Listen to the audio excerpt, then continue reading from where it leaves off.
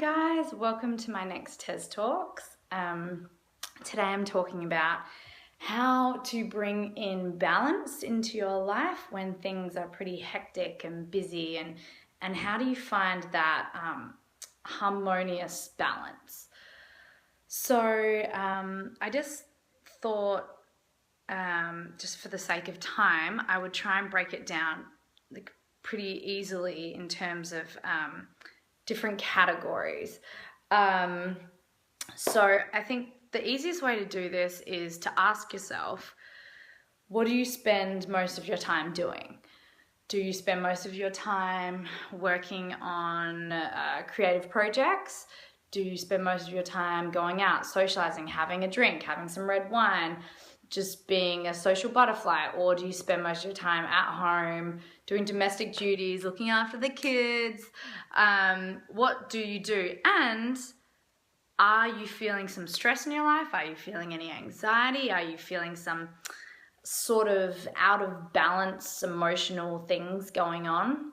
If so, I would say that something there is off kilter. And it usually means that one of the main sections or one of the main categories in your life that you find to be a priority is not being met. You're not leaning into whatever that particular thing is. And I think a lot of the time people do this because they haven't even said it out loud. Like, all right, what are the things that really float my boat? What are the things that make me inspired and happy and motivated and dedicated, and like what makes me excited? So there are so many different things in the world that you could be passionate about or that could bring light into your eyes. I've broken it down in just different categories for myself because I started thinking about this about a month ago when my husband said to me, "Hey babe, I'm pretty easy. I just realized," and he realized this through a meditation, he's like, there are just 4 simple things in my life. And when they are in sync and when they're happening and when I'm engaged in these particular activities, I feel good. I'm in balance. Life is easy. I can do this. And of course, I wanted to know exactly what that was because I want to help him stay on track. And so for him, his 4 are he needs to be creating something. He wants to feel creatively stimulated, writing movies, working on developing projects, whatever he's super passionate about. The next thing is he needs to be involved in some sort of physical activity, whether it's going to CrossFit, which is his new obsession, or just running around the block or lifting weights, going to the gym, whatever it is. The third thing, having an active sex life. And this is an important thing for so many people, and yet it's a part of us that really, our sexuality gets neglected. And so that was something that he said to me, I want to be having regular sex, and when I am, I'm feeling good. So that was a good one for me to take note on. And then the 4th one was he wanted to be doing some sort of meditation daily. So he needs to be in check with his spirituality on a daily basis. It can't be, oh gosh, I'm like in a bit of a pickle, I probably should meditate. It needs to be a commitment he makes every single day. And since he's been doing that, and I've been helping him with that, he has been in a really balanced place. I have been going through a lot of crazy changes and shifts and a lot of lessons in the last kind of month or 2, which is why I've also been a bit MIA. We had a close death in the family. Another really tragic circumstance happened to our family too, which I will talk about in the future. I'm just not totally ready to get into just all the details of that yet, but I will. And it's just been a really kind of trying and vulnerable time, and it's led me to realize that, okay, I need to do the same thing. Like, what are my things? What are my categories? What do I need to be focusing on? And how do I make sure that they're a part of my life each and every day? How do I find balance with these things? So I wrote them down, and I wrote them down for the sake of this TES Talks. This is like on the back of my kids' like drawing paper. But okay, so I would recommend doing something like this. Oh no, is it back to front? I don't know. Hopefully that'll figure itself out. Okay, so I have soul. For me, I need to be doing meditation. I speak to this Buddhist meditation teacher once a week, and he's amazing and has really brought some beautiful clarity into my life. And so that's a commitment I want to make daily. I want to be reading my books, The Untethered Soul, Eckhart Tolle, all of my rich, lovely, gooey spiritual books. I love that. That's how I learn. And even just reading blogs. There are so many incredible blogs that I love looking at, and I want to do that every single day. I attend a spiritual mama group, which is once a week, and not once a week, once a month, and it is the most soul rejuvenating, absolutely beautiful, connected, truthful experience, and it just recharges the batteries, and that's amazing. And then I want to have deep connections with my friends, soul-searching, gut-wrenching, amazing conversations. And when those things aren't in line, something feels a little bit off for me. And so that's in my soul. And then in my me section, that's just, for me, I want to find that time outside of my husband, outside of my family, outside of being a mama, to do things that don't necessarily have to be super important. They could be mindless. Like, I love reading mummy blogs. That's one of my favorite things in the world. Like, Mamma Mia is one of my favorite things to read. It's an Australian blog that I'm obsessed with. I like watching true crime shows, which is pretty much everything that goes against being your Zen life, but that's my weird thing that I like to do. I like to sit and watch true crime shows when I can, but I never really have the time to. Bath with lavender oil, taking a bath, reading, doing domestic duties. This is all kind of me stuff that I love. So it doesn't have to be all of these things. It can be one thing from this list, but daily leaning into it and making sure you're connecting to what that thing is. I create is my next one. So create, that is, I'm currently writing a horror film with my husband.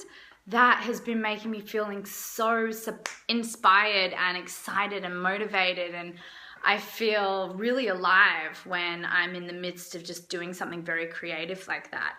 Doing my TED Talks is another one. Your Zen Life, we're in the middle of doing a revamp for Your Zen Life. I'm launching Your Zen Mother with Sarah Wright Olsen. I love editing. These are all things in my create list. So I need to be doing something like that every day, whether it's even just sending an email about Your Zen Life or reading emails from you guys that you email through to Your Zen Life. That every day, I need to have that little check-in. Then Bodhi is another section for me. And for us, that's playing pots and pans or going to the playground. I love taking him to indoor kids' playgrounds. It's something really fun I love to do. And just being with him, breastfeeding, just cuddling, snuggling, being present, putting my phone away, being with him. Then body, moving my body in some way. I have not been working out. I'm going to admit to everyone here. Since Bodhi was born, I think I've worked out maybe 10 times maximum in a year and a half. Now that is really unlike me. And it got to the point where a couple of weeks ago I said, you know what? I'm really ready to start moving my body daily. And since then I have been. And I can't even believe I wasn't doing it for so long because I love it so much. And it really brings a sense of Zen into my life. So that's been great. And then my last section is social, seeing friends, having those deep connections, having catch-ups, even just gossiping with my friends about positive things. That's another thing. So I have these 1, 2, 3, 4, 5, 6. I have these 6. And it's like been really easy for me to have them written down clearly so I can go down the list when I'm feeling stressed, anxious, depressed, and I'm feeling just energetically off. I always know something's out of balance. One of these sections is not being tended to. Oh my gosh, I haven't had a moment to myself. Okay, I'm gonna call the babysitter and have the babysitter come for 2 hours. I'm gonna take a bath. I'm gonna read a book, whatever that is. And I think the difficulty is we live such busy lives, and it's about just finding that time. But time needs to be like we look at money. Time is so precious and we don't want to waste it. And we really want to be using all of our moments in our day to be doing something productive in terms of living our best, healthiest lives.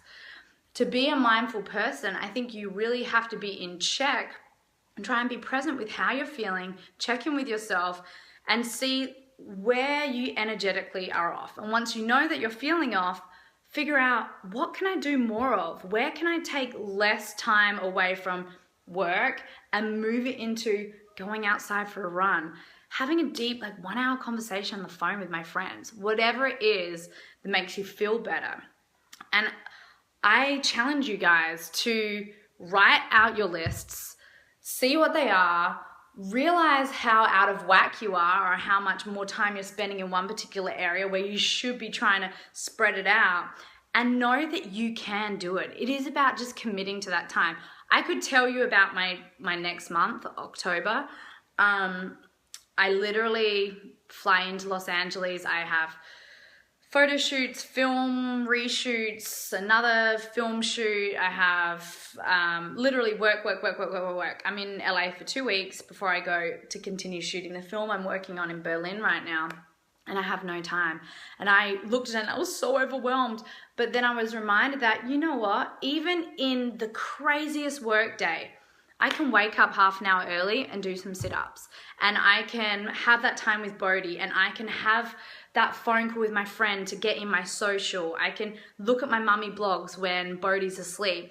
I can do a 15-minute meditation and know that I'm ticking all of these boxes every day, and I know I'll be healthy.